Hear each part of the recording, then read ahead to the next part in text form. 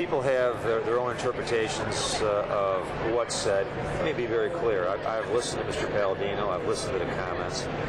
I don't know if it's possible to offend more people that have been offended the last few weeks. And it's okay to have an opinion on things, but sometimes it goes beyond one's opinion. Sometimes comments that are biting, that sound discriminatory, can be considered hateful, can be considered as almost putting forth some of the things that we've seen lately. We're in the midst of a series of assaults on people in New York City, some of the discrimination issues that we've seen in the media, and then we have commentary come forth that I just find impossible to believe that somebody in this day and age can say those things. You don't have to agree or disagree with the issue of marriage equality. I mean, people can agree or disagree. I support it. I'm very clear about that. I don't in any way back away from that. But here's one thing that I think people should realize. The next governor of the state of New York is a governor for everyone, a governor of all people, from Montauk Bay to Chautauqua County, everywhere in between. And you know what? This state is made up of one of the greatest amounts of diversity you could ask for. You cannot pick and choose a select few who you see as those you want to govern. You represent everybody. I have marched in gay pride parades here. I've marched with my wife in gay pride parades. I'm proud of that. I've marched in St. Patrick's Day parades. I've marched in Columbus Day parades. I've marched in Labor Day parades. Why? Because as mayor and before as police chief, I'm here to represent everybody. And to make some of the judgmental comments that were made, I totally disagree with.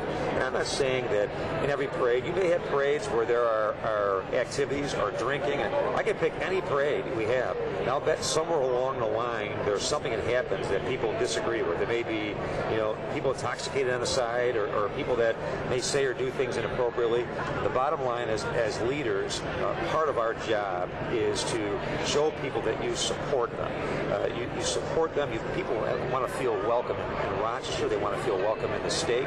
It doesn't mean you agree with every single thing that happens, but some of the comments that are made that I've heard so far, I think do not belong coming out of the mouths of any leader who wants to lead the state, a city, or a county. And one thing that I will say while I'm on the camera here, how about the elected officials who've been silent, who hear this stuff and have not said a word?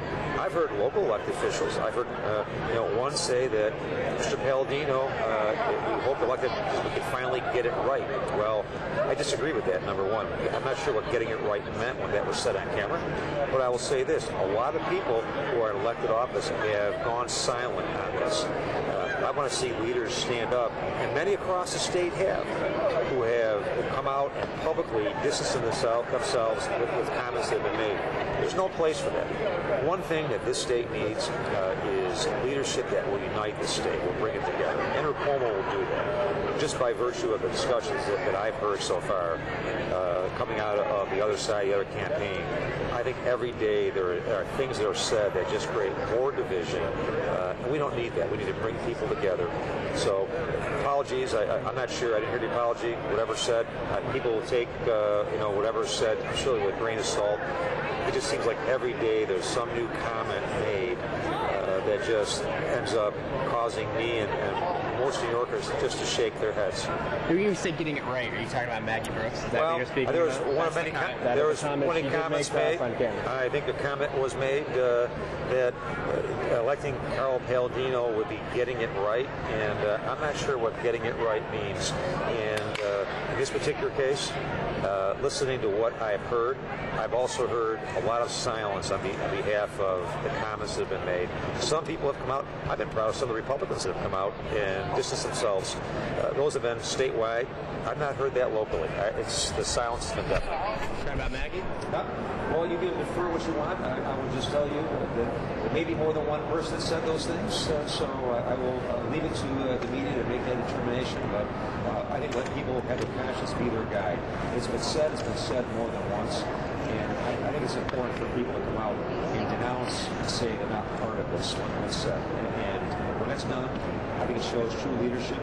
We've seen it with a couple of people statewide on both sides of the aisle. I've not seen it with enough. And I actually called out, I think it was the day before yesterday, the person I'm running as a lieutenant governor candidate from Chautauqua County to make a comment on this as well. I haven't heard that yet. Maybe he's making one now. I don't know. But this is a time when people should speak out and be heard and be counted. The one thing about politics that really makes me sick, I'm controversial issues, people want to make both sides believe they agree with us, whether it be school governance, marriage equality, all the things that you point to where they are controversial. I would prefer support people that take a position. I've taken a firm position on both, clearly, publicly, unequivocally, without any way insulting the other side, but I've done it. I'd like to see elected officials do the same thing. At least we know where they stand. Right now, a lot of people are silent. I don't know where they stand. So these comments that are made. Thank you very much.